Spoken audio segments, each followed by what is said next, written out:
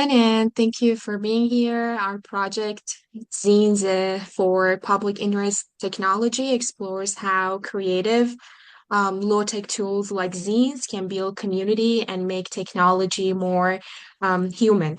It's led by Dr. Ryan Cheek, Dr. Rachel Schneider, and Dr. Aaron Clark, and includes student collaborators. Myself, Mina Bikmohammadi, I'm a third-year PhD student from East Carolina University, and my teammates from Missouri SNT who will introduce themselves next. Hello, I'm Nadia Ahmadi. I'm studying technical communication and I'm actually a master's student at SNT. Hi, I'm Alex Moore. I am a undergraduate psychological sciences student at S&T.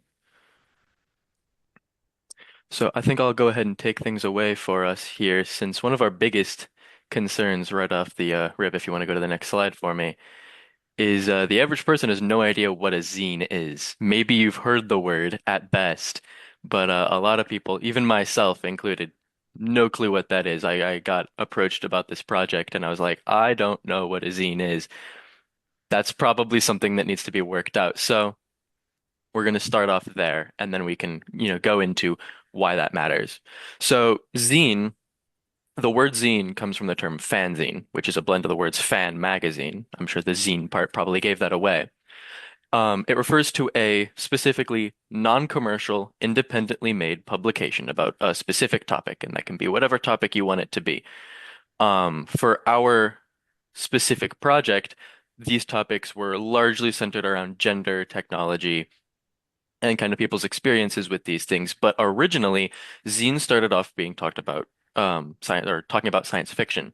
In the 1940s, or the year 1940, this guy named Russ Chevenet made these independent science fiction publications, and he coined the term fanzine. Again, fan magazine. Eventually, the word fanzine kind of fell off into just zine for simplicity, and ever since then, it's been used to describe these independent, non-commercial publications about specific topics, and largely it stayed science fiction-y for a good number of decades until around the 1970s and 1980s, when that kind of anti-establishment, anti-government, more DIY kind of small community ethos started to crop up.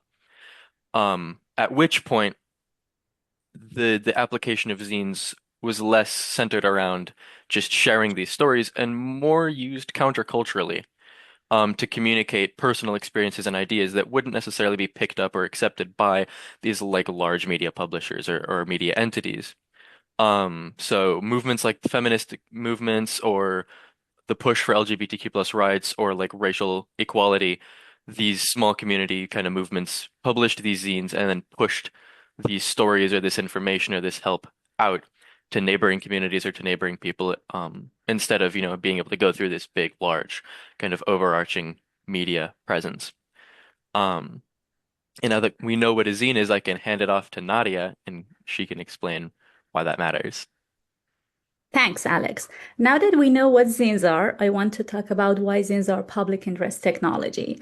When most people think of technology, they picture something digital like apps, machines, or software, but public interest technology is broader than that. It's about any tool or process that serves people and supports the public good. And that's exactly what zines do. Zines are all about empowerment and expression. They give people, especially those who feel unheard, a way to share experiences and their own words and publish their stories. And in that sense, they redefine what technology means. Zines show that technology can be creative and it can be handmade. In the next slide, you will see some pictures of our workshops. And you see, zines also represent the key values of public interest technology, which are accessibility, equity, and community. That's what we've been focusing on. Zines are accessible because anyone can make them. You don't need expensive tools to make them. And zines are flexible because there are no rules about the design or the topic. And zines are relational. They build relationships and care within communities. And this is what exactly we've seen in our workshops, both in SNT and ECU. Zines also amplify voices that don't always get heard. People can share their personal experiences without needing approval from gatekeepers. In the next slide, I'll be talking about how zines combine emotion, art, and activism. The zines turn communication into something deeply human and creative, and they foster human-centered learning. According to the people who attended our workshops at S&T University, which I was present at, when they make zines, they don't just share information. They learn there and they reflect and they connect with other thoughts. Now I'll hand it over to Mina, who will explain how our project puts all these ideas into action. Yeah, thanks. So what makes this work special is that it connects the Pitt UN campus, Missouri S&T, with a non-Pitt UN partner, us, East Carolina University, which we believe is a huge step for network and for the field. It shows how public interest technology can grow through collaboration, care, and trust across institutions.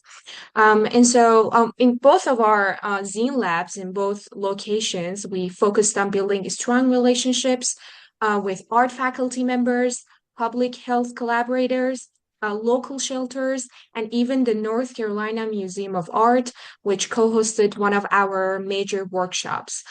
So these partnerships helped us create spaces where community met, where people could use art and storytelling to talk about technology, gender, and justice in ways that felt safe. In the next slide, you can see that we've hosted multiple workshops with more than 100 participants producing dozens of zines, now part of our shared archive. We've also presented this work at conferences like SIGDoc, CPTSC, and ATTW in the past. And our forthcoming book chapter, Zines, is Public Interest Technology for Reproductive and Gender Justice, documents our journey and the lessons we've learned. So from all of these events and connections, we learn zines give power to voices that often stay silent. They let people share stories and ideas and emotions, even anonymously. Without the pressure to be public or perfect. Sometimes the most powerful work doesn't need a name, it needs to be heard. We've handed these zines to homeless people with places that can apply for jobs, for example, that organizations that can help them do that kind of thing, or food banks and things like that. So for us, I'm sorry. So for us, this project is a reminder that technology for the public good doesn't have to be digital. Sometimes it's paper, scissors, glue, and a room full of people finding their voices. And I actually brought some zines with myself made by our participants. This one, for example, is, I don't know if you guys can see it here, blurry, but yeah. Another one here. Yeah, again, I don't know if you can see it, but basically I just wanted to show you what they look like. Yeah, that was all. Thank you for listening to us.